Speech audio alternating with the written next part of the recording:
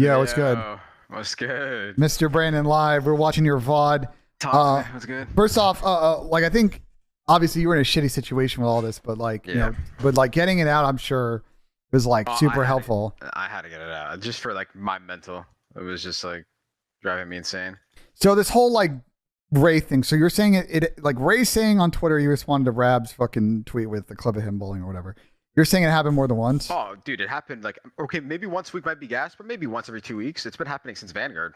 No one questions it. Nothing. It could be honestly happening since before he became or remerged, but because I don't know, like maybe Ann would have a better answer, Ender, but Do you guys never at one point like brought it up with him? Like obviously if you guys felt that you wanted him there, like you guys never sat down with him and said, hey, can you like figure out I how mean, to I brought like when he would dip, I'm like, is this normal? Like, and then no one would just say anything. I'm like, okay, I guess like no one really, either no one's paying attention or no one cares.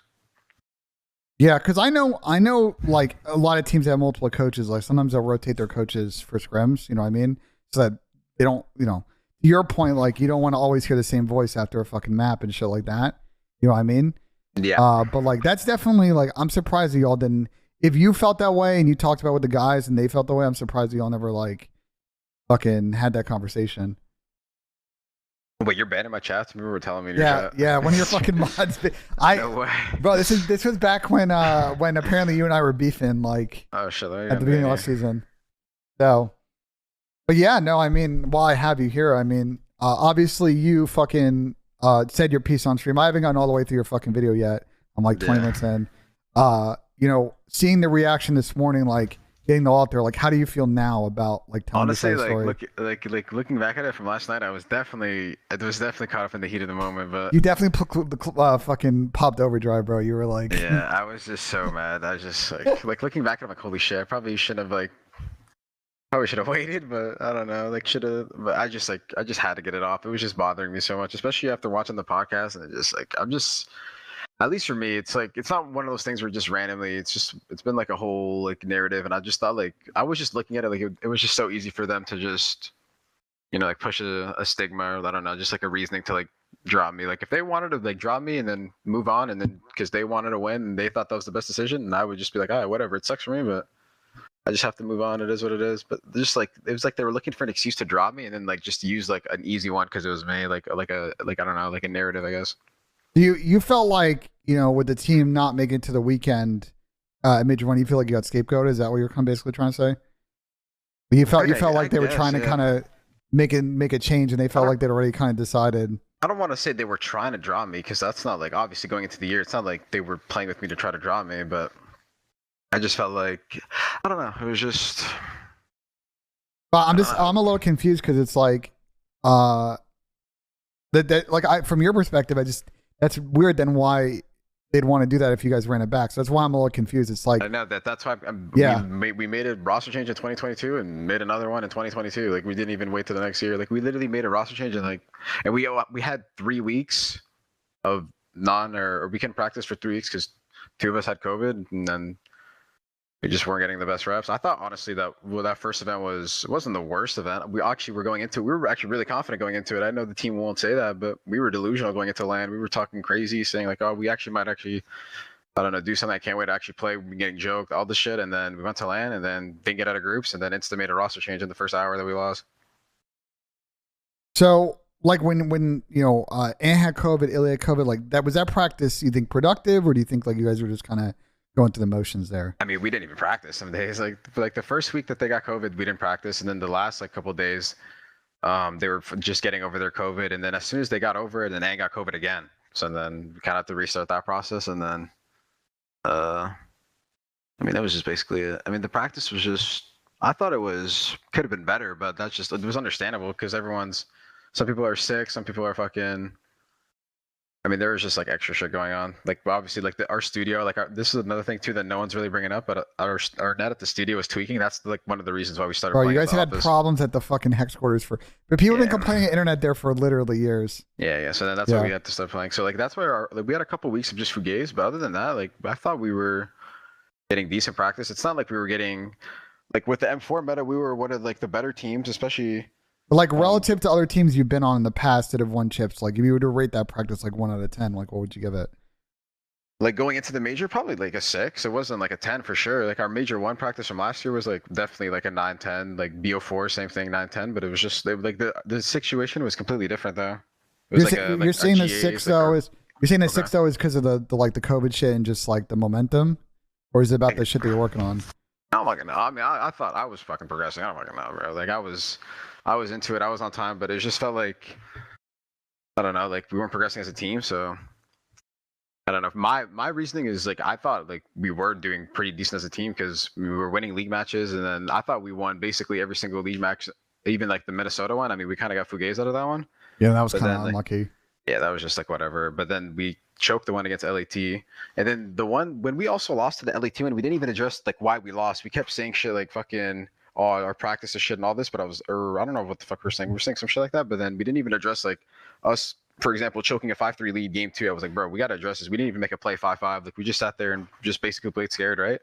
And then we didn't even address that. And then we go to the major and do the exact same thing for literally 3 leads, 2 5-3s and a 5-2. And then the same shit bites us in the ass. And then we go and then we say our pacings or shit. And like, even though I kind of agree, like our pacing for sure wasn't like that good, but we went 4 out of 5 HPs. We just didn't win S&D. We just literally got, I'm pretty sure we only won one S&D the entire weekend. Yeah, no, you guys blew a lot of searches. I would say though about your hard point, I don't know if you feel this way, but you guys definitely were winning hard points in a different way than other people were at that event. You know what I mean? You guys are winning off the back of breaks and not playing like a Mercado where it's like hold to we're not hold. playing clean HP. Yeah. We're definitely like, we're 100% like those 4 out of 5 is definitely like, it's not like clean sweeps. Like we're winning by like 20 points. It's even against Florida. So they're like one of like the bottom half of the teams or bottom half of the league, I guess you could say in HPs. You're pulling like a fucking Vikings or New York Giants. You're going to the playoffs, like a negative points differential. Like, yeah. like you guys are coming off of skill and not off of like the fundies being on point, you know? Yeah. But then like the reason we lost, I felt like was just like we got 2-3-5 against Florida, and then we brought up the fact that it was a left stick COD, but we lost 2 out of 5. We lost 2 S&Ds in the series, and we said it was a left stick COD. I was like, bro, like we didn't even like we just literally didn't even make plays in S&D, and then all this. We didn't even say the reason we lost. We just brought up like pacing and like fucking like left stick shit. So Know, like me, those S and Ds you were blowing, like from your perspective, like what like those rounds where you guys were indecisive or whatever, is that just a lack of mid round decision making from your perspective, like beyond left stick shit? Like I don't know. I think the 5-5 against Thieves was straight because at least from my perspective, like whenever like the 5-5 was loading, I still remember saying fucking like, yo, what are we doing right here? Like it's 5-5. We have defense on Fortress. You have to be kind of the aggressors because like the way it's set up is like on offense is basically it's just flip. Like offense is defense and defense is off. Like you have to be the ones aggressing on D, even though like it might not look like that from like at least from everybody else's like POV, at least like or all the fans watching, right? yeah. So I'm like, yo, what are we doing? 5-5. I'm like, like no one said a word going into it, right? So I'm like, yo, we can't just default. We're just gonna lose automatic. I'm like, yo, should we just triple pinch and or just throw attacks? Like, I was just saying anything just to like try to like brew a strat. No one says a word. The round's about to start. There's 2 seconds left, and Ann goes, I don't have Daddy, and then bang, like we just default to like and then Seth goes top maps. I'm like, okay, what the fuck? Who normally okay. calls and search for you guys, or do you all call? We kind of all give our input. Like Ann will call, I will call sometimes. Like Ender will call, but like usually we'll just go with like whoever's calling and whoever's feeling it, but no one wanted to do anything. So I was like, okay, like maybe Has that happened before to you guys in search where like people are just fucking silent and before round 11 and no a one's couple calling? times, but sometimes you can get away with it in other CODs because it's like defense in another game where it's like it's actually, you know what I'm saying, you can just camp or you could actually play like Run your default, yeah, just exactly. You could default, but in some maps like where you have to, like Tuscan was a good example of this, where before they updated the like before like the S&D Tuscan before Major 2, I think it was like the like O was flip, so like you had to be the aggressor. Like if you got O on that, like you could camp and then like try to figure out a play, but then if you had D, you have to be making a play off the rip and like taking advantage of your timings off rip. And then we didn't. I felt like we knew that, but I don't know. Maybe it was 5-5. Maybe we were afraid to make a play. I don't know what it was. That's always been a big thing in COD. It's like if you get that, to your point, like you get that fucking good spawn, you're like, well, now I can hit this timing. Like people got to tuck up 5v5 and be like, yo, let's just on this play. Because I agree with you. I mean, you probably agree. You don't need one person to call shots in fucking search. Like people just got to talk and you got to agree on a strategy in 3 seconds and run it. Yeah, like, and I was keen to do anything because like it's better to do something as a team, like even if it's something brain dead, than to do nothing. Especially because if we do nothing, then we're just giving them a free round 11, which is like kind of like just annoying, obviously, just to play out. But no, the do nothing strat. Listen, nothing upsets me more than watching fucking round 11 S&Ds and people do nothing. Yeah, then that's what I mean. So we lost, and it was a 5-3 lead on top of it, and then we didn't even address that, and then even same thing at the major. It was kind of annoying to like be a part of, but Like we didn't even discuss the S&D. Like, bro, if my team loses a 5-2 S&D lead and we go like bring up anything else that's not the S&D, then it's like, bro, like, are we just hiding from like, are we just like scared of the truth or just, like, I don't know, like we don't know why we're not addressing the main problem that's been like haunting us for a little bit. Like, bro, online 5-3 lead, fuck this against Steve's. On land 5-2, 5-3 lead. You know what I mean? And I'm like, Yeah, bro, can we talk to about our close S&D? out. Like, we're not closing out S&Ds. Yeah. That's what I'm saying. Like, can we like maybe talk about what we want to do on O's or like if we have a lead, maybe to fucking hit shit and like I don't know, use our momentum. I don't fucking know. Like, but like we just kept like saying shit like it's a left stick COD. I'm like, what the fuck, bro? Like this is like, Well, I'm like, bro, we're not to even. be fair, I mean, you agree, especially in respawn though, not S and D. Yeah, The respawn's left yeah, stick COD, but yeah. to Like, your point, like I thought it was clear watching that first series against Florida that you guys were having difficulty closing out in search, and that's got to be key. Like especially a team like Florida, where you know you guys are better than them at respawn. You guys, if you press the advantage of fucking S and D, this series is over in 30 minutes. Like literally, yeah. If we win the game 5-2, if we just 6-2 it or 6-3 it, just default even 6-4, let them win a couple rounds. Like, bro, you can't lose a 5-2 lead to anybody, bro. It could be fucking pub kids, bro. Like that's like, I was an S&D kid from back in the day. Like I swear I never lost 5-2 leads. Like it's kind of just you go up 4-2. Like there's a saying that's a dagger round. Like if you win that to go up 5-2, and then you just auto win the game because like, dude, it's just too much of like a mountain they have to climb. But then we're just like 4 rounds straight. Just it just felt like we were scared to lose instead of just like trying to like take the win. And I don't know, it just felt like that. And in S&D, you can't play like that. And for no, you gotta have balls. Like in this COD, yeah, that's what I'm saying. Like you actually have to be like the playmakers, the initiators. We just didn't even talk about our S&D after we lost. I mean, I don't know. Well, I can't think of the last COD where you could like kind of play that way. Like even like to your point in Tuscan, sometimes with the defense switch, like maybe on D on that map. But to your point, like I felt like you guys played a lot of Mercado at that event. It's like you gotta. That's a map where you got to play both pace. Like you got to know your good rounds you're going to play for picks. You know what I mean? Yeah. If you guys are playing off in or getting a pick middle and try and then use their lack of spread on the map to rotate, or you got to have your fucking fast strats into the fucking P2 building and get shit done and get some picks and then play off of that. Yeah, facts. It felt like you guys had fucking 3 ideas about how you want to play. And I feel you if like you felt like you guys were loading into a fucking round in search and no one's shot calling. You're shot calling and no one's responding. And then Ant hits you with the right after that I have no DS. Well, that switches everything up because as you guys, and the chat knows, bro, you can sound whore anyone across the fucking map in this game. Especially if you're Ant and you're fucking a route taker and you don't have DS, like, good luck. Nah, like, I was just saying, like, something, I'm not even, like mad that I just said something and people shut down. I was just trying to get something going to, like, initiate, like, a strat or, like, something like, yo, we got to do something. You're right here. It's 5-5. Like, there's no, like, we can't, like, camp or we can't, like, be afraid of making a play because this is, like, our best win con, basically, is just to obviously take like the timing or the map control that we have off the rip and like I don't know, just like do something that's like it's 5-5. We could just do a random one and done shot to surprise them, and by the time they realize what we did, we already won the game. It's a 3v1 or whatever or something. Well, that shit works. I mean, there's a classic fucking nade shot hit bottom middle fucking stop strat. That's why round 11s anything can happen, like literally, because like all it takes is like a random 2-piece and then you just won the game. Like it's like we were afraid of like just dying because we just didn't want to be like the scammers in some situations, or which is like I don't know, like it's like we were afraid of making mistakes instead of. I don't know who said this. This was either a Dazed or a Seal thing in chat. Let me know. One of them once said this about CS:GO, and I thought it also applies to COD. It's like you would much rather commit to a potentially bad play and everybody's down for the strat and you do it than like do fucking nothing and then you lose. 100%. It's like it's the worst feeling. It's like you didn't even give yourself a chance to win. Yeah, agreed.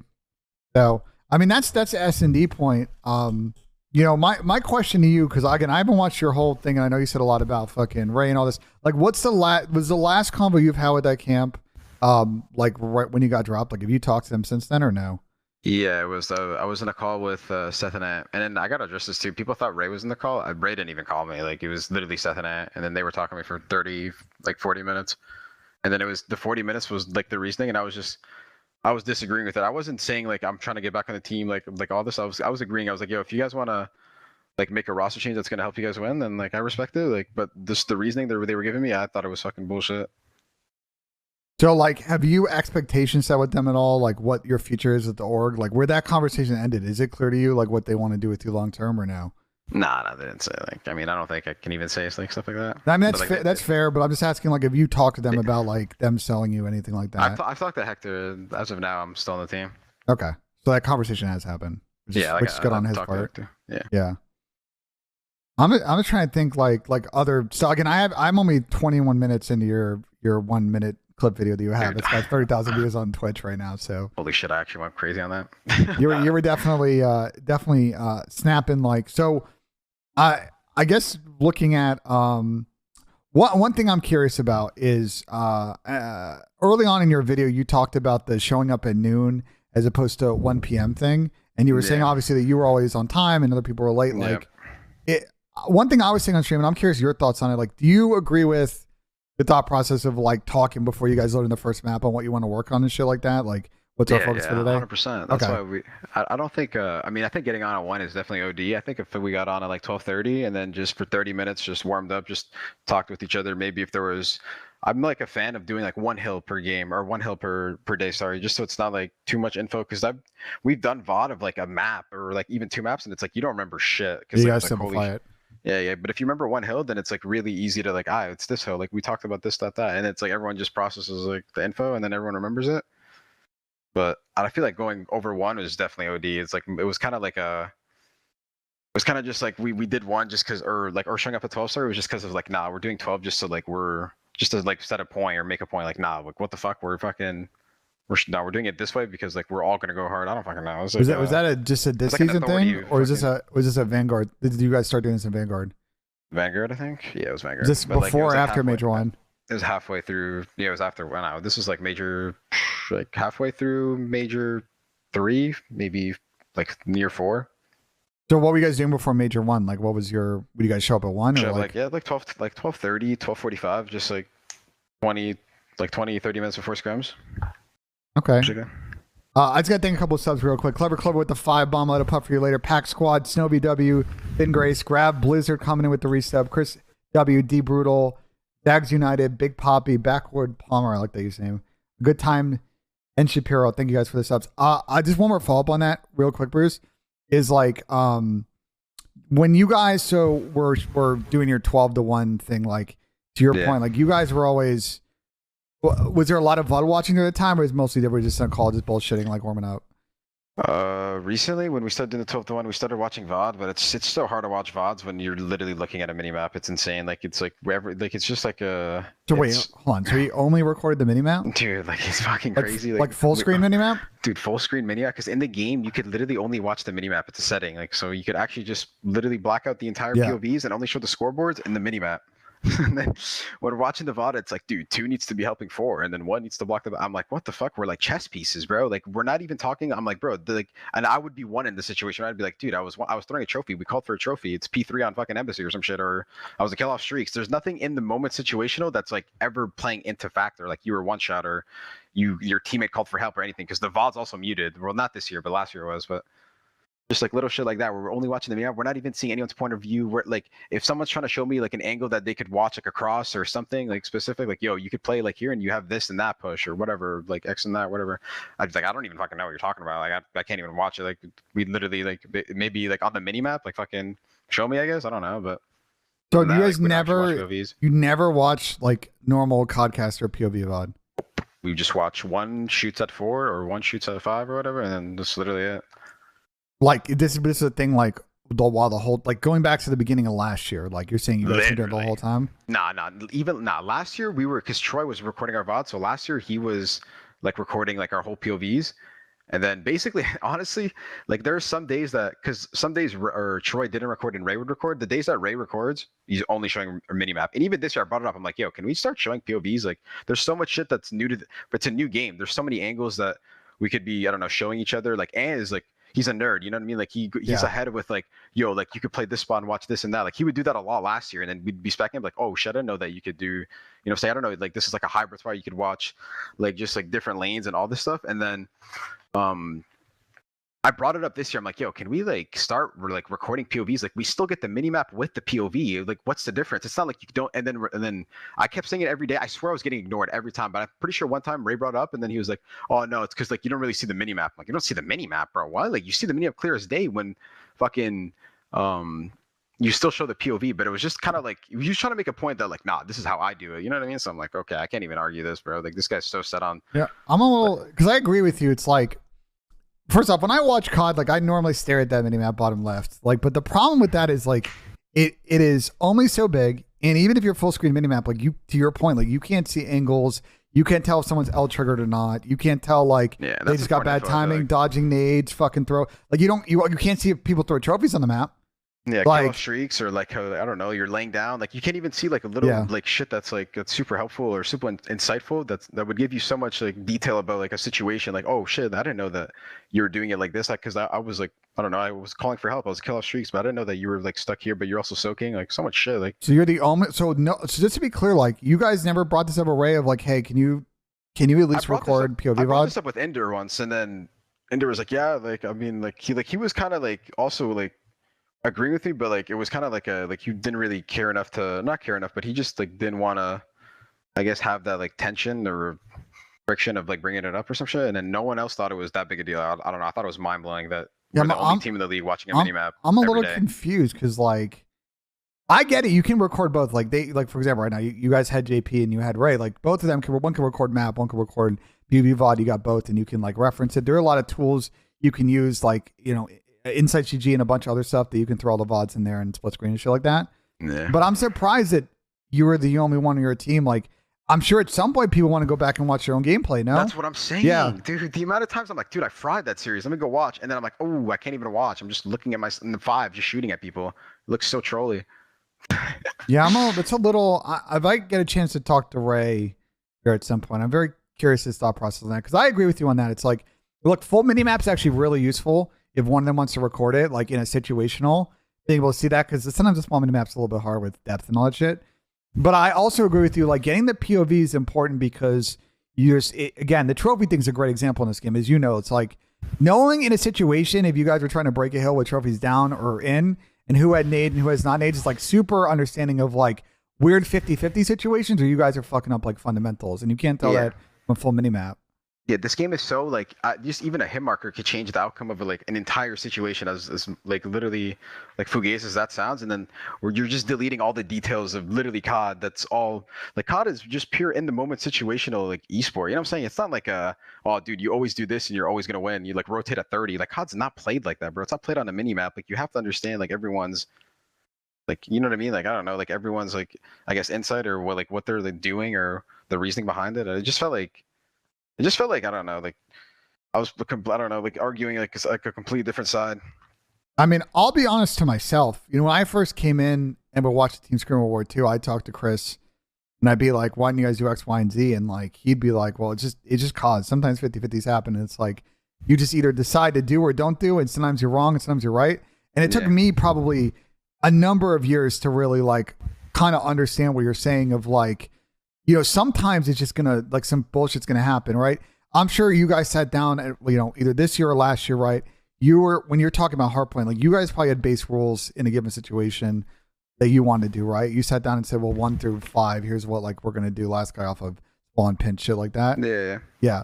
And that gets down to the 50-50 thing because it's like, well, then derivative of that is, this weird situation happens. Like, do we break out of those rules? Do we do differently? Do you feel like at times last year and this year that you guys were kind of overthinking it and not going back to the basics? 1,000,000%. Like when we were getting worse in the middle of the year, especially because I remember at the beginning of the game, I thought Seth was a top 2 sub in the game. Could have been arguably the best sub in the game. He was that good, especially Major 1 and before that, just in our scrims. But I felt like with our clips, because we'd finish a map, win or lose, and have 10 Gaiazos in the chat, and then we wouldn't start the next map for another 10-15 minutes. And like some of it would be on Seth or whatever, but then it was some stuff that was just like it would just make, at least for me from my standpoint, like honestly I thought he was just getting so much info that he was overthinking, and it wasn't even his fault because they I don't know, like it would be a situation where like we'd hold a hill on, I brought this example up earlier, but like we'd hold a hill on like 70% of the time, and then we just, or 80% of the time, which is a really good fucking like stat, honestly. If you hold a hill 80% of the time, that's godlike. But then like one like in the specific clip, like one dude snuck through and then got really good timing, but we don't even bring up like the context of that, or like just the fact that the guy got good timing, or the guy was like I don't know, like made a really good play, and then we just adjust everything to make sure that specific guy also doesn't happen. But then once you do that in another map, like bro, you're cutting off ghosts at that point. What if that guy doesn't make the same play? Like you're just irrelevant on the map. Now it's like people are just overthinking. No one's actually doing like your Gaiazo play before the map. No one's thinking, you know what I mean? Like that's not how COD works, bro. Like it's super, like they could hit front, they could go around, they could, I don't know, they could do something in between, they could mess with the timing. Like you can't just play off of like I feel like that's just super easy read too, because like whenever we used to play like that, because even me, I was thinking maybe I'm tweaking, maybe I low-key just need to buy into this, and then we play like that and then get 50-point club, and then I just played with no confidence basically and just literally didn't shout. I'm like, holy shit, that was humiliating. I'm never doing that again, like type shit. But Yeah, I mean, a lot of really good teams over the years. K-Cons, appreciate the sub. Anyone I missed in the last couple of minutes that have talked about, this back, like teams that have won, but dynasty teams have had this issue, right? Where sometimes it gets too complicated and you just got to go back to basics. And it's just kind of like a cycle you go through. That's a fair complaint on your end because it's just like you're just trying to juggle too much shit. I want to pivot real quick because this goes on a similar topic, but people in my chat keep asking about it. I want to ask about two different coaching situations.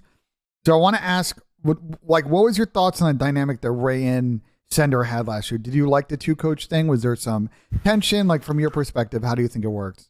I mean, honestly, I thought Troy was really good. It was just, I don't know, it was kind of just the same as this year because Troy and JP, I guess they're kind of similar. They're kind of just like not the secondary coach. I don't want to say that, but they're not the head, like main voice because like Ray just drives like, and it doesn't matter if we win, lose, positive or negative. He's bringing up something. It doesn't matter. Like usually half the time, if we're all vibing, he's bringing up a negative right away. Like, oh, dude, what the fuck? Like he just, I think he hates it for all vibing or some shit. Because I remember we won the map 250-60, and then he instantly brought up the fact that like, oh, what the fuck? We did trolled on this hill, blah blah blah. I'm like, trolled? Like they had 60 points. How the fuck could we troll anything? You know what I mean? But yeah, just like I agree in his world, like they got 60, they could get 0, bro. COD, there's no world where you 250-0 anybody in a CDL match. That's not even remotely possible, bro. Like you know. I mean, if you're playing people running around like riot shields, like random dude, they have like with riot shield and no hands, also like with three of the players, like. And then it's like, no, that's 60 points. We could always improve. Like, of course, I like that mindset is like, bro, to never get complacent. There's always room to improve. I fuck with that, but bro, this is not realistic. You know what I mean? But don't talk about that after the map. Like that shit that you save for the day after, and it's like we're talking on a specific situation, right? That's and then you show a clip from that map, even though we won, we trolled this fucking hill, like cost us 60 seconds. I feel you on that. No, I know I've talked to a lot of coaches, and this is a weird situation for them, Bruce. It's like I saw something that we fucked up. We won the map by a hundo. Like, do I say something now? Do I say something later? And I think to that point that we just discussed, I think you definitely hold on to it, let the team vibe. And then when we do our VOD review, either later that night or the next day, we bring that up. And it's like, we use that in a way to, again, the solo goal is ensuring that every day we get better at our situations. You want to progress every day. You definitely don't want to regress or just even like just stay like you never want to plateau basically, obviously. But I don't know. It just felt like that. We just, I don't know, but there was so much like added pressure that we gave to ourselves, and then fucking, I never played for a coach also that literally just aired all my scrim results to literally like half the fucking league or not half the league, just to literally the entire community. If we had a bad week of scrims, Ray's the first one on the podium on a stream and shit, like fucking saying, oh dude, like we're not getting it. Like for me, that's insane, bro. Like you know what I mean? Like, bro, like if I'm a coach, I'm never saying anything negative on my team publicly. You know what I mean? Like they're the competition. You know what I mean? And you're just sitting there. So let's talk on this because this gets into an interesting argument. Because there will be some coaches, and I'm going to give the sports argument, and then you can give your piece. Like there are some sports coaches that have great coaches. We're talking like championship winning dynasty Hall of Fame coaches that have like cooked their team publicly. Like Argentina, for example. I don't know if you watch World Cup, but they lost to Saudi Arabia in their first game. Their coach like definitely put them on blast in the press conferences after. But to your point, like when Ray would come on his stream or on something else and kind of say, oh, we're not playing well. From your guys' perspective, you felt like that wasn't really a motivator, right? I mean, like honestly, a week before champs, that was like honestly, I got pretty pissed, like because especially like I don't know, it's like the fucking Super Bowl or it's like the you know what I'm saying, it's like the playoffs or whatever, and then we're just a week before we're just letting, because I don't know, maybe as a competitor I look at it different. If I see another team and their coach literally goes on broadcast and brings up that they're getting shitty reps and they don't know what they're doing and they're questioning every fucking decision they're making, then I'm gonna look at it like, holy shit, these guys are tweaking. Like I'm gonna go into like this year's delusional, you know what I mean? And that's this is like how majority of pros are thinking. So like the way I'm looking at it is like, why is my own coach working against me? Why is he giving them free, like, I don't know, like ammo or free fucking gas or like, I don't know, just like, for me, it's like fucking, like, I don't know, that to me, that shit's unacceptable, but maybe fucking people have different views on it, but I don't know. That's just weird. Like, I would never see fucking, like, I've never seen Crowder or fucking Cap, like, stay on a week before champs say, like, dude, like, we're tweaking. I don't know if we haven't been getting the best reps, all this shit. I've never heard any of them say that. Literally any coach. Well, Chris has called this stream out before when he used to do that break time podcast he did, but I feel you on the week before champs is definitely an interesting time to do it for sure. I'm literally downloading, I'm literally buying the Wi-Fi in the hotel and I'm going on my YouTube. It's like one of the 2 videos recommended. I'm like, what the fuck? Yeah, no, listen, I feel on that. My point to you, just FYI, is that in esports and other sports, it can be a motivational tool, but to all of these things, not everybody responds to everything the same. And if you're coming from this perspective, you guys are getting switched off, right, or demotivated. If he's saying that, maybe he has to go like a different perspective. And Dill KS, this is a good point, which is I've talked to Chris about this, which is from his perspective, Crowder's perspective. Like, he hates talking about his team on fucking stream because he doesn't want to give people fucking ammo to what you're saying, Bruce.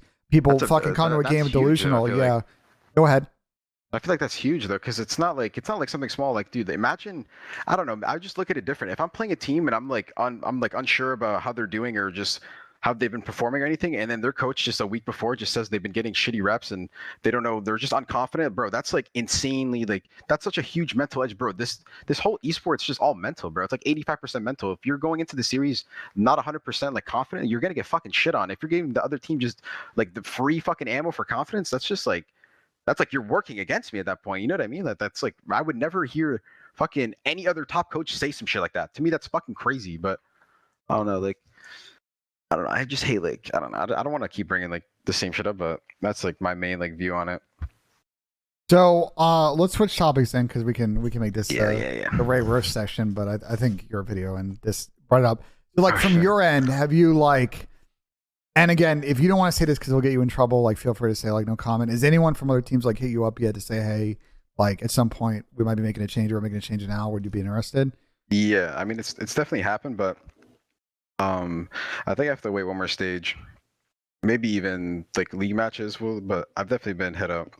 I'm not surprised. I've been seeing that on my stream. It's just like right now, I doubt anyone's really making a change right now. But we've seen, bro, like what 9, 10, 11 teams a year always make changes. Like I think FaZe is probably the only one that's never made a midseason roster change in 3 years of Call of Duty. Like everybody else has at some point.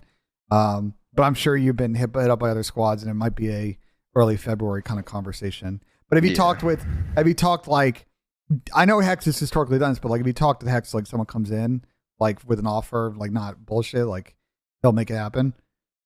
If you don't want to answer the question, like feel free not to. Yeah, I can't really answer the question, but for the most part, I'm just staying like game ready, and I'm still working on myself like overall, because I know what I have to work on. So just like obviously this time off, like I could use it like with just focusing on like improving like I don't know, my flaws and stuff.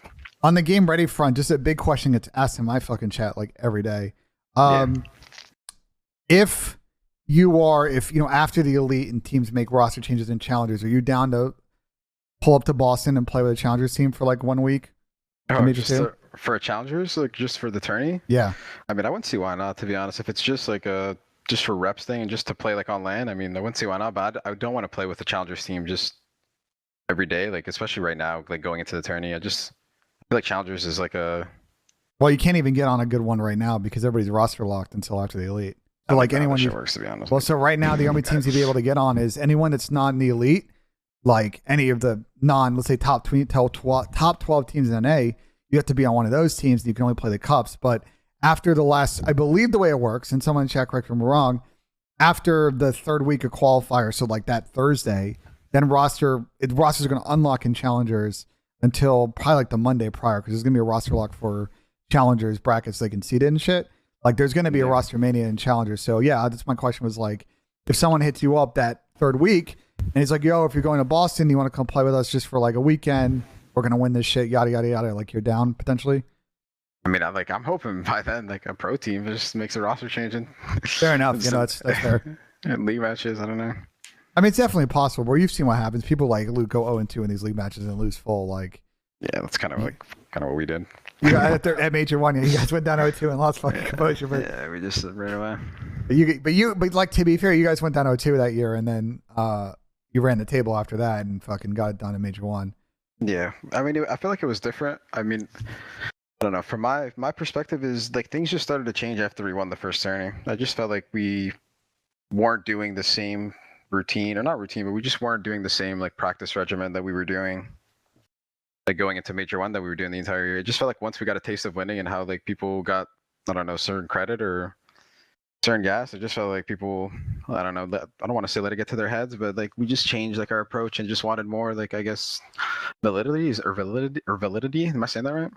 Yeah, I mean, there's only a couple of teams in the history of COD. I would even say to that point, there's a small number of players that I think like kind of know about what you're talking about, which is like if you win once and you take your foot off the fucking gas, everybody's gonna catch up to you. You're not gonna be able to. You have to be, you have to keep innovating, basically. Yeah, Like, you got to keep pushing it. Otherwise, otherwise it's chalked. And like from your perspective, did you ever have conversations with, maybe after you guys lost some events with the team about like trying to change up that vibe? And like, if so, what'd they say? Yeah, no, I just felt like, we definitely brought it up last year, but it was just unlucky because obviously last year was unique in like terms of just like an ender just going out. That's why it was just kind of like it wasn't like, oh, we all like agreed on fucking, I don't know, like, or we all just like, I don't know, simultaneously just like stopped like putting in as much time. But I felt like Major 1 and Major 2 were the best team in the game. I just felt like Major 2 we lost because of ego challenging fucking vetoes, but that's like another thing to talk about. But, yeah. So hold on, I want to like let's dive in that because I didn't get to in your video. So oh my god, agree or disagree with me. Let me start off with this because I think you and I agree. Yeah. Right. At the end of the day, when it comes to vetoes, the players, even if you're deviating from a gameplay that you discussed the night before, which is another thing we'll get to, at the end of the day, when it comes to the vetoes at the event or online, like the players should drive that, correct? 1,000,000%. 1,000,000. They're the ones playing. Like, you know what I mean? Like, you can't play the game for them. And then, unless there's a way to play the game for them, then yeah, like we should probably, I don't know, like, you know what I'm saying? We should be influenced by, I guess, some of like the coaching staff decisions. But other than that, like if the players are feeling a certain way and then they've been discussing, I don't know, like a map that they've been feeling or that they think is a better, I don't know, suit against another team, then they should always be the ones that are, you know what I mean? Like you should only just like support that or try to like, if you're gonna disagree, then like give reasons why or fucking like, I don't know, like I guess statistics. I guess that's where like someone like JP comes in, but we just didn't even say that. We said our reasoning was we watched their VOD. We know what they do. The fuck? Like, so you guys never sat. So a lot of teams I know, like the teams that have won last year and the year before, like a lot of really good teams would sit down the night before and say, okay, here's what we're going to do. If this team bans this map, we're going to go with this map. If we get into this situation, we're going to do this. And then you pull up the next day and you execute that strategy. Did you guys ever do that? And did you ever run into situations where you guys woke up the next morning and are like, maybe we won't do that? So basically, so I think going into I can speak on Major 2 specifically, but I remember going into that tourney, we were working on our Berlin because it was pretty clear that was like the only map for us that we had to improve on going into just like the future tourneys, and it was like the one map that I guess we had like a really like I guess bad record on. But going into the tourney, I think the whole week before we were actually winning a lot of our Berlins. I want to say it was one of our like top 2 better HBs. And then we were even beating teams like London and Boston. And I still remember those 2 teams specifically were the 2 best Berlin teams in the game. I'm both good and bad on that map, correct? Yeah, literally. Yeah. Okay. They were nasty at it. And then I remember they shut on us on Major 1, Game 1, Winners Finals, if people remember. And then we're beating them online, and then we were beating them on land. Funny enough, because we were only scrimming them on land. The Tuesday or Wednesday, whatever people get, Wednesday, and then we were like, holy shit, our Berlin's looking really fucking nasty. We should definitely play. We were talking about it like, hell yeah, we should not play Boca against Seattle. We went 15-3 online in map count. No, don't square up with fucking Pred on that map. Yeah, literally, and then the one map we lost to Seattle, they literally rinsed us on it. Like we didn't just lose, we got shit on, like literally suplexed everything. And I was like, we should definitely not play them on that. And then plus our Berlin, Berlin's their auto veto, but they don't want to play us on, or Gav's their auto veto, but Berlin's like basically like their other shit map. And then I was like, bro, we should not square with them on Boke. Like this is literally what they want, and like they're low-key better than us on. I don't see a point of scrimming every single day, improving our map set and improving our map pool, and like literally how we just keep bragging about having a deep map pool and not even fucking using it at the tournament. To me, that's insane. Like I'm literally scrimming for literally nothing. I'm literally wasting my time playing Berlin online.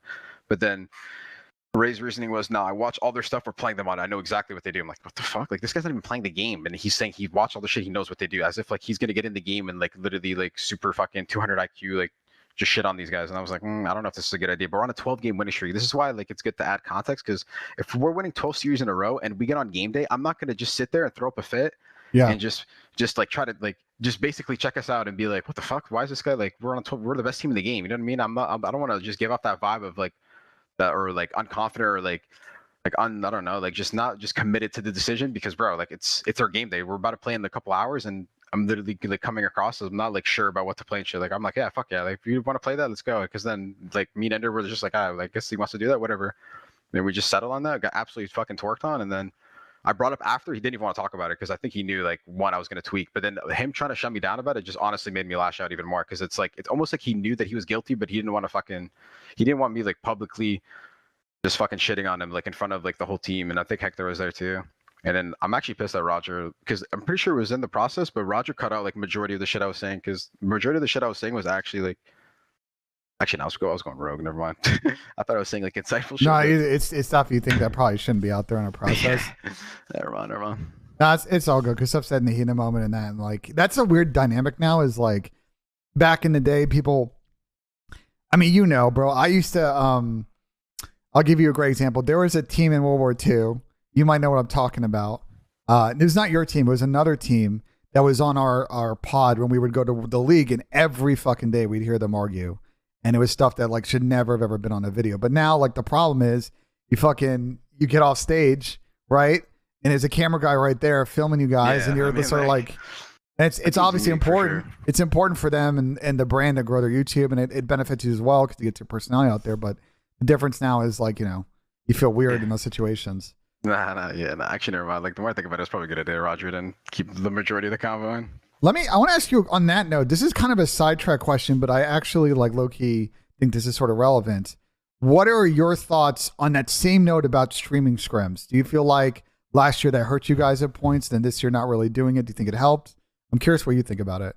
I don't know. I'm not a fan of streaming scrims, but I don't think it's like a make or break thing. Like especially if it's at the beginning of the game. If it's at the beginning of the game, everyone's still learning. Everyone's just like it's just like content for like the first month of the game, and plus like the game's still new. Everyone's learning. We don't even know like what maps we're gonna play and all that stuff. But I feel like in the middle of the year, it's kind of.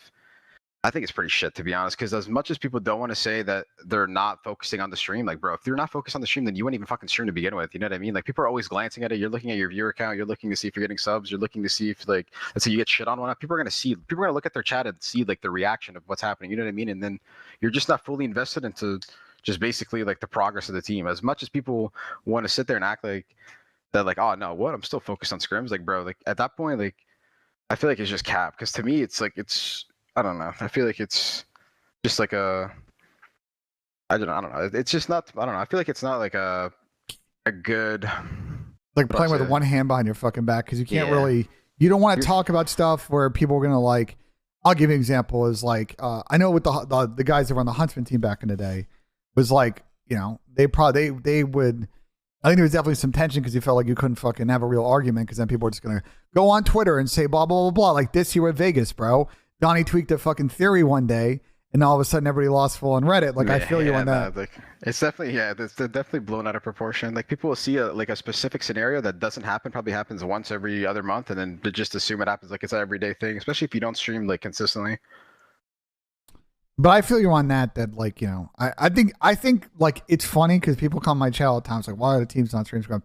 I think your perspective is super important. Obviously, Damon's in my chat too, and like Damon knows this. It's like it really like handicaps your ability to get better, and that's what practice is about. It's not fucking providing entertainment for the viewers at home. Like, yeah, I think it's a distraction, and people are just like don't want to admit it because it's like obviously you're making money, like you're streaming, like you're growing your brand, you're doing all this shit, and you're probably getting hella viewers if you're streaming scrims, but like it's so hard to.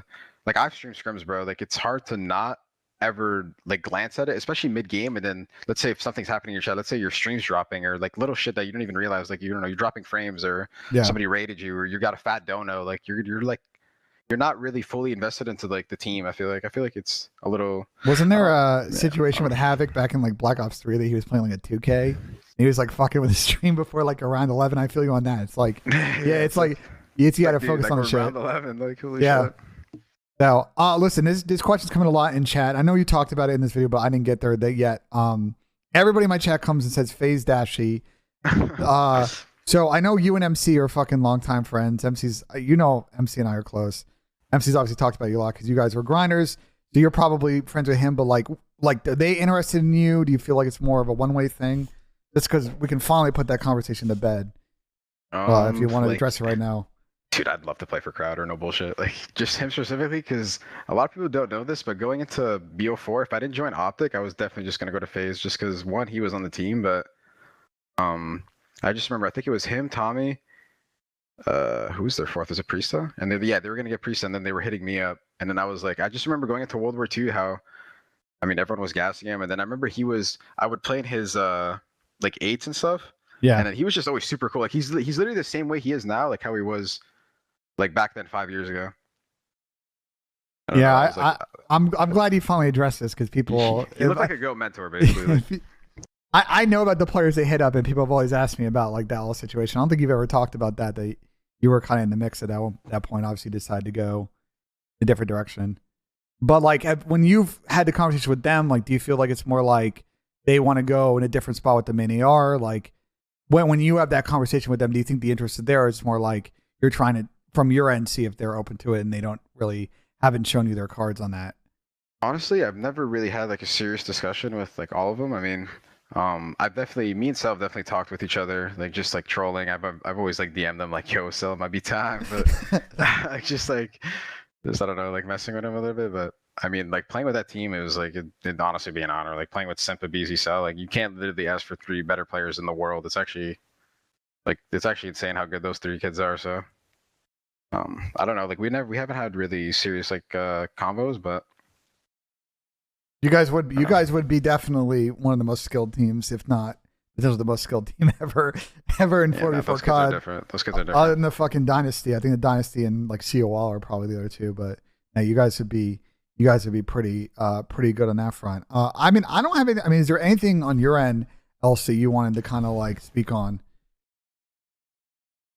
Like just like in general. Yeah, like it's like now that I have you here and like Yeah, I mean, for the most part, I mean, I'm kind of addressed this earlier. I'm just kind of obviously just trying to use this time off like beneficial or like just like benefit from it. I guess like obviously clear my head, just still stay game ready because I definitely still plan on playing even this major if I can. I mean, that would be ideal for sure, but just try to get my mind right and then for whichever team that um picks me up, I just want to be.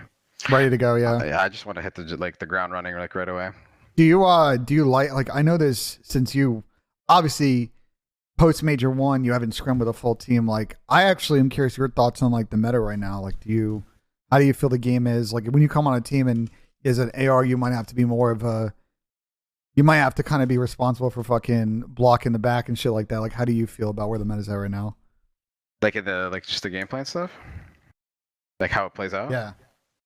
I mean, I don't know, because I've been playing a lot of eights, and then I don't know. I feel like it's different from when I used to play, like with Major One with my old team, just because like the game changed and the spawns and shit. And then obviously, like we only had a week of using the Scar, so then none of us are really using like the proper class. Like I was using some slow ass shit. I was using some Trolley Red Dot for a little bit.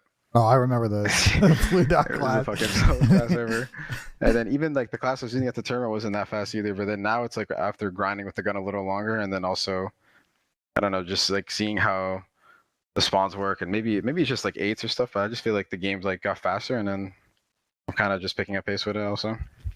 Yeah, no, we've had Tom and I have been because we've been watching a lot of challengers this week. So like him and I usually be doing it in the Pro TS, and then people coming after scrims, and like there's been a lot of like complaining about the sub right now. And I feel because I see a lot of clips where people just like hammer some with the Vaz, and it's like impossible if you're L trigger. But there's some feeling that definitely the game's like you gotta be split second right now, otherwise the sub's flying at you, and you're chalked in the AR if you're not at mid range L triggered ready to fucking snap a Reno, you know? Yeah.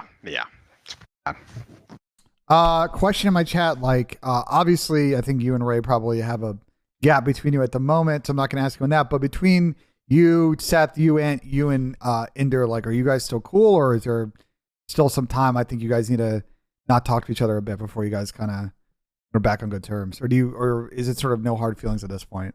I mean, like to be honest, like if I'm not teaming with people, then I don't really like talk to them or care for them. To be honest, it's nothing against them. It's just like they're just no longer my teammates. You know what I mean? So it's just like a.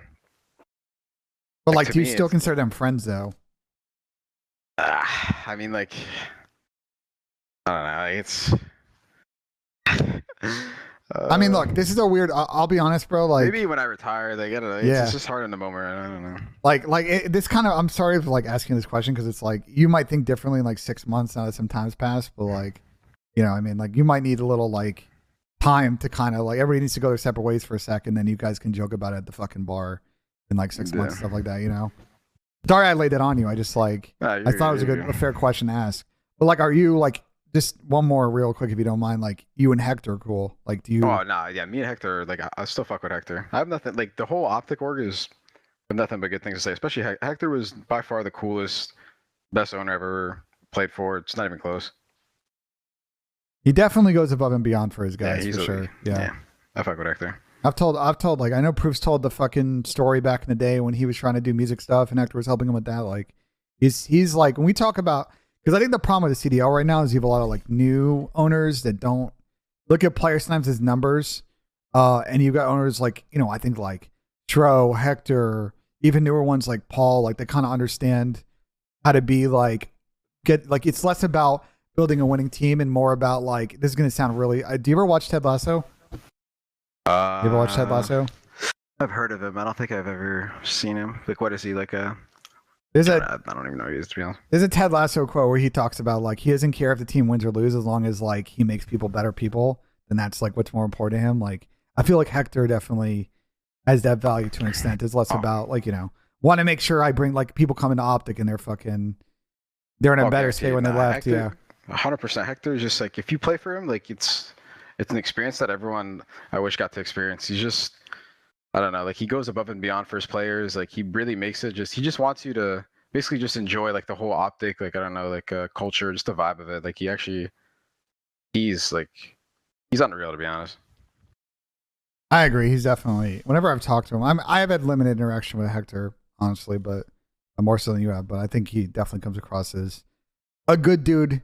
And obviously, this situation, he's the owner, so he's not in your scrims every day. So it's not like, you know. Yeah, nah, he doesn't really. He's not that. That's another thing too. We probably got to say, like, he's not really that involved with our. Like people like give like Hector shit for like how the COD team's performing or whatever, but like Hector doesn't really have like he's not every day in there making sure like we're fucking, you know what I'm saying, like on time or all this shit. Like he's kind of just like he's like he's the boss. So, like every now and then he'll pop in and like ask like how the team's doing and shit, but yeah, he gives you guys a distance. He's not there every day. Yeah, every day. You don't want to breathe over neck. I saw an interesting question in chat. I don't know who posted it, so sorry I didn't catch your name. A common complaint that I see on, you know, the internet, like Reddit, is that you guys do too much content. Can you speak on that? Do you feel like the content obligations that you guys had, do you feel like they were distracting, or do you think that's a little bit overblown? I honestly didn't mind the content because it comes with OpTic. So it's not for everyone. Like you obviously have to not sacrifice your gameplay, but you just have to like, I don't know, like sacrifice, I guess, sleep, because it is earlier in the morning, because it's not after scrims, it's always before, and then some days like it's something extra, like you have to go like an hour away to go paintball or some shit, you know what I'm saying? So like it might require you to wake up at 9 a.m. instead of 10 a.m. one morning, but I don't mind it, to be honest. Like, you guys ever ask to like do it on a specific off day of the week? So like I know some teams right now, what they do is they like, most people take Mondays off, right? Because you play on the weekend. It's like on Mondays the content day. We just get that out in the beginning of the week, and then we can focus on other stuff. Like, did that ever come up, or just for other reasons around scheduling? It's hard to do. I think we could have brought it up one day, because it's definitely better if we could just like stack videos on one day that we have a day off, because then we could just like spend the entire day doing content, and then just like obviously just have different videos for the week. But we just kind of it's kind of like a daily thing, because one morning it might be a podcast, one morning might be a trivia, one morning might be like a GB or some shit, but it's usually, or I think it's like 2-3 times a week. So it's nothing OD, but then some days or some weeks it's like 4 or 5 times, but it's something too, like it's not every day though. So my chat's roasting you a little bit, but I wanted you to speak on this. Like you were saying, like getting up 9 a.m., 10 a.m. is early. Like you're not normally like a wake up in the morning type of guy, right? Not. Yeah, absolutely you got the game. Have you thought about considering, like, you know, sometimes you go to events and you got to play at like 1:30 or whatever. Like, have you thought about trying to shift your schedule a little bit earlier, especially when you get on a new team maybe, and the obligations on that might be better for you down the road? I've definitely like thought about it, but this is like, people aren't legit gamers in your chat or some shit, because in the morning there's literally nothing to play, and at night is when everything from literally 8 p.m. to 2 a.m. is literally like the prime hour of gaming. Everything's popping. There's tournaments. There's eights. Like nothing's happening at 9 to 12 p.m. Literally nothing. Like maybe Doug hot yoga or some shit, but I would just to follow up on that. So like when you go to an event, like let's say the major one, like what time are you waking up in the hotel room before you were pulling up to the venue? The major one. Honestly, it depends, because like there's some days where, let's say on the Thursday, let's say if our match is at 3, I'll wake up at 10:30, 11, then we'll have breakfast. But then some days like we'll play. Let's say we win that match and then we play on Saturday, but sometimes like our match will be at like 5 or 6, and then I'll be like, you can just kind of sleep in. I'll probably wake up at noon or some shit. Maybe I don't like sleeping like that at events. I don't have like a fucking like if Blackout this is curtains and shit. Yeah. yeah. No, like at my crib, like back home, I'd probably go. But at an event, like I'm way too locked to like do anything Have like you too fucking have you late. thought about? Because I've had this conversation with players before. Because this came back to the. I'll tell you the genesis of this is back when people first. I was trying to convince people to switch to the 2-3 p.m. If Austin's in my chat, he can back me up on this. I was a big proponent of the let's move scrims earlier in the day and not scrim at 7 p.m. shit. Like, have you thought about trying to, again, when you get back on a team, like shifting your schedule to more of what you would do as an event so you get more consistent? Yeah, already like that. That's one of the things I'm like already doing. Because I dealt with the same shit with like MC had to go through the same thing when we first picked him up on Phase back in the day. Because again, he had never been on a team before, but you and him were basically on like the. Because you used to grind together, like you guys run similar schedules. We were both 4 a.m. demons, 5 a.m. demons. Like then he just kind of left me in the dust to 5 a.m. like timer. That's so good. Well, because RJ and Chris, RJ and Chris got in this case about making sure, Chris is the goat. Holy shit. So, but yeah, but like I feel you if you're trying to work on that because I've always been the proponent of that. It's like again, you might have content obligations that are early morning content, like that obviously sucks, but you can tweak on that. But it's like I've always been the proponent of like. Practice the way you want consistently, and that also includes having the same daily schedule. So when you get to an event, like you're locked in. Like U.S. athletes and like, guys, NBA players that are constantly on the road, like they all usually have especially the veterans, have their thing on lock because they know what time they're going to get up, shoot around, get back, take a nap, eat your peanut butter and jelly sandwich, get back to the arena for the game, et cetera, like getting on that consistency. Yeah. Like I have my routine pretty much like. I'm at that point in my career now where I know what works for me and what doesn't. So, yeah, like it's not like I'm still getting like 7-8 hours of sleep, but I feel like if I definitely shifted towards like a morning schedule, like you said, I could definitely get like I don't know, maybe I guess that extra hour maybe of sleep, and then maybe have like extra downtime, maybe going into I don't know, maybe just like more time to play with in the morning. I feel like you could be more flexible, like I don't know, maybe before scrim or some shit. Where you just kind of shift your like prime hours to like again. You just kind of shift because you're scrimming around the same time you'd be playing at LAN anyway, so you're kind of just like shifting that to the same block, and then you're just kind of getting locked in the same schedule. It's just a thought. I think a lot of performance coaches like kind of speak on this, and it's on that. Someone's asking a good question in chat, Salfonso. So you talked about in your video, or where you streamed late last night, this morning, whatever you want to say, about the situation where you pulled up late and you got fined and then entered the same thing. Like, do you feel like you were getting singled out a lot for fines and stuff like that, and other people were being held accountable? 100%. I just felt like it was easy for me to like just get I don't know, like just to get reported on basically, like on some Among Us shit. Just like if I was showing up late, just somebody like if Ray would report it, it'd just be more like because the one time I did pull up late, like Hector knew about it the next day. You know what I mean? And then it was like on my ass about it, which he should be. Like obviously as the boss, like he was like, "Yo, what the fuck, you're showing up late?" I was like, "Yeah, it was my bad." Like it was like a one-time thing. Like I really fucking apologize to the team and all that shit, and then I also apologize to the other team too, which was I think it was Vegas. I was like, "I told TJ and Byron my bad," but they obviously fucking laughed about it. Like kind of just made like a troll about the situation, but like I don't know, like the same shit happened to Ender a week prior, and then I know Ender would never do some shit like that. You know what I mean? It was like an honest mistake, kind of like how I did it, and then he woke up and felt super bad, but then nothing happened. You know what I mean? Nobody, like I didn't think anything bad. I didn't feel some type of way. I didn't, you know what I mean? I didn't feel like oh dude, we should fucking find him or anything, but. As soon as I did it was OD. You felt like no one else. So just to be clear, you felt like you were being singled out to like clean up that attitude, and nobody else was being held accountable if they showed up late. But the thing is, like we were showing up late consistently every day, like all of us, but it wasn't like a chalking a first set late. Like I chalked our first set type of late. That's why it's definitely OD. Like so did Ender. You know what I mean? So it was like I could only use those two examples, but like the little like just like the principle of like showing up on time, I guess you could say of our call time, like we were not showing up on time, which was 12 o'clock. We were all showing up like 12:05, 12:10, which to me doesn't matter. But if we're actually just being like, we're going to be technical about it and super like, I guess like, I don't want to say petty, but just like basically, because everyone's like super, because I don't know, I kept like, I don't know who brought this up at the studio or whoever it was. I don't know if it was somebody on our team, but we kept bringing up shit about like, if you're like 5 minutes like early, you're like late or some shit. It was some fucking shit. Like 5 minutes what? 5 minutes early? That's yeah, crazy. Like I don't know, some shit like that. I was like, whatever. Like, but as long as we're there before our call time, then that's all. I mean, that's what I was focusing on because I know like if I wasn't on time, then that's the first thing people are gonna like latch on. So I was just other than that one time, but I mean, know, like people just took advantage of the situation or just didn't respect Ray or some shit. I don't know because everyone is doing it every single day. Rich is making a funny point in my chat, my friend Rich, but like in esports, yeah, if you're 5 or 10 minutes late, it's usually like not too bad. I will say in pro sports, you guys have probably seen your favorite star player get benched. They showed up 5 minutes to a meeting. In pro sports, they some of those coaches are super on point of that. If you're late to a meeting, you're either running laps in practice or you're getting benched in the first quarter. Yeah. So I feel you on that. If you again and you know, I'm gonna try and talk to Ray and get kind of his perspective on it. And just to be fair, I want to make sure all the sites are out there or whatever. But I definitely feel you if you felt like you were. I was talking about this earlier, and you probably agree with this. That you felt like you were in kind of a 1v4, 1v3 situation at the end of your team, where you felt like you were kind of being singled out a lot. Do you feel like that's a fair representation of what was going on, or do you think that's a little bit not nuanced enough? I wouldn't know because no one really spoke up against, like, you know what I mean? In the moment, no one would really say shit against me. If it wasn't like I was disagreeing with the entire team, it felt like the whole team was It's more just 1v1. yeah, but everyone's spectating basically.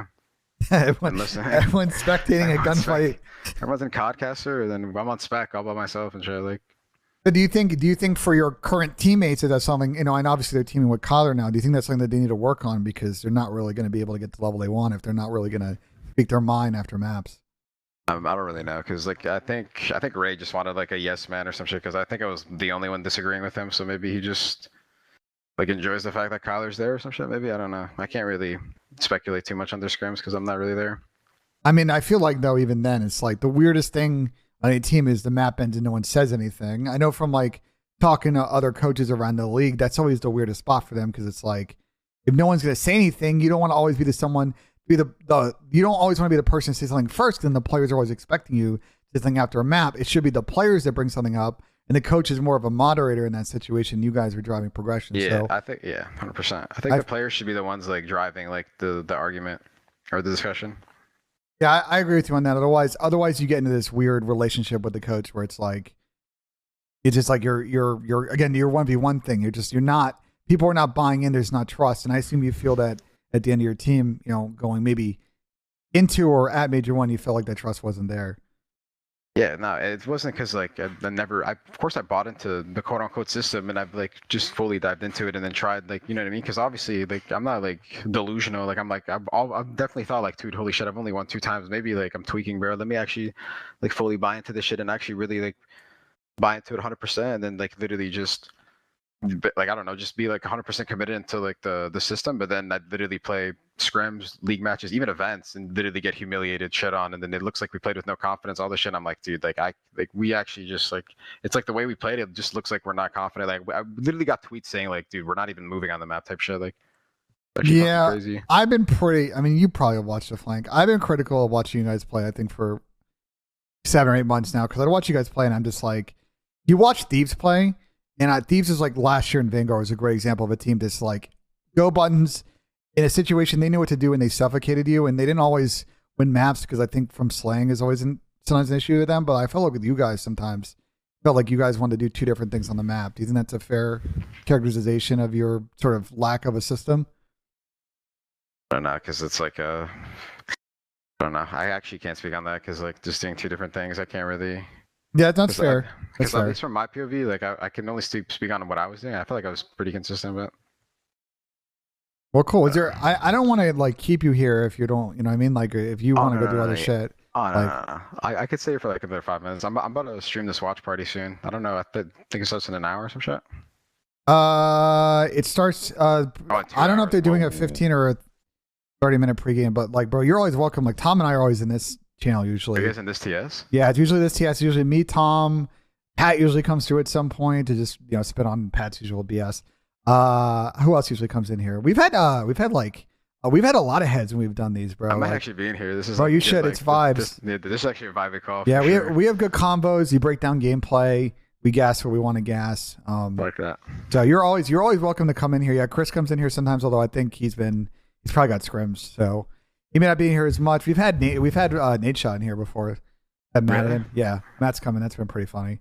We're just gonna bring up Val or some shit. Asa Betty's been in here before. We've had Lamar come in. Usually like after pros finish and like they play the early game when they come in. Yeah, so like you're always welcome to come by here and like and vibe with us. I like that. Do the group watch parties. So I'm just trying to think if there's any other. I mean, you spoke on a lot of stuff. I assume that this whole exercise for you is like good getting this all off the chest, and you feel like now you can kind of have a clean start on whatever happens next. Literally, yeah, literally what you said. Because like, if it was up to me, I would never even talk about this. But I'm at a point now in my career where it's like, if I don't address some shit like this, then I wouldn't even blame like another team for just like believing, you know what I'm saying? Because let's say if I'd never speak up or defend myself, then at that point it's like, what the fuck? Is he still doing this shit? Because like, I don't know, it's just like I just felt like for my rep sake, or at least for my future, like people were saying, oh, like I should have waited till I got on teams and shit. I'm like, bro, like if I didn't say anything, then I'm probably not even getting on a team. Like, you know what I mean? I don't know. That's the way I looked at it. At least maybe I obviously could have handled it better. The way I was like, I lashed out was just like on the heat in the moment, but It's I don't know. it's I'm awkward, super bro. passionate. I'm just super passionate about like I don't know competing and shit. That's why I just feel like Nah, just, like, say your part, bro. Like to me, first off, I was on chat earlier saying like when it comes to PR, you want to either, or to your situation, you're trying to get your story out, right? You want to either control the narrative or the narrative controls you. And you guys keep talking about Illy tweet. It's an Illy tweet from 2017 where he tweeted hashtag free Dashy.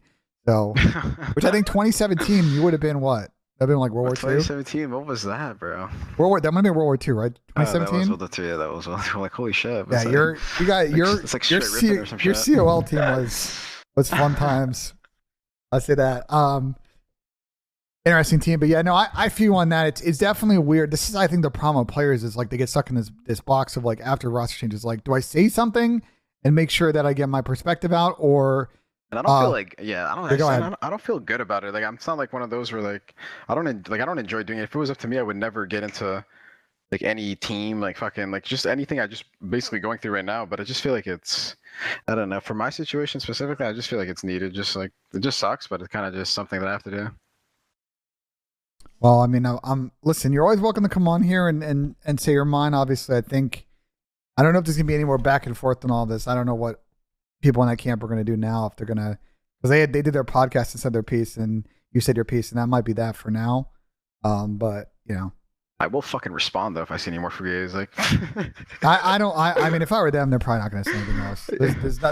There's what like continuing down this train of the back and forth for them, like is just.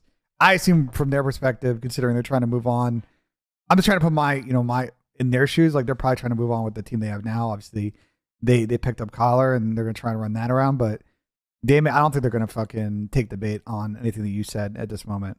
Unless Ray turns his stream on, in which case we'll see what happens. With the podium, maybe. The podium. I know you're talking about, yeah. Also, he's got I want to get back in the PGA challenge against him because I've been on a little bit of a win streak against him. So. Trying to take more of his funds. I like that. I'm taking you, Ben. Well, don't in a real match. No, you should take him. Absolutely, throw all your cash. We play for real, but like on at that point on the virtual 18, I definitely have a shot. I was on a big L streak against him for a while, but recently we haven't played since Major 1. I was one of a couple. Like don't gas him. You just didn't stretch. Like you were just more feeling it. I'm trying to be realistic. Like. This isn't like a Pac versus TJ like Madden thing where I'm taking Pac every time, but like. No, that's a mismatch. Holy, if TJ ever listens to this, dude, you gotta stop playing Pac. You're actually donating. At that point, just gift to me, TJ. You know what I mean? You want to take some of that cash to go into Pac? Yeah, at least it's going to a good cause. Well, Chick-fil-A. Was there anything else you want to chat on, or you just you want to hop off? I think that's gonna do it for me, Ben. I appreciate this. Holy shit, 6K viewers! I didn't even realize. Listen, people want to watch this stuff early, man. That's why I get on early because I got this coffee and cod gimmick, so people want to come on, drink coffee, talk about this stuff. So you're always welcome to come on anytime, Bruce. That's a vibe. I like that. I saw Sam in the chat said buddy with his chest out, dude. That was like I went full Canadian yesterday. I'm not gonna lie. I'm halfway through this video, so we're gonna watch the rest of it now. But appreciate you coming on. I got you. I might pop in here later, but for sure. Later, bro. User disconnected from your channel. Well, chat. That was Bruce. Let's get a.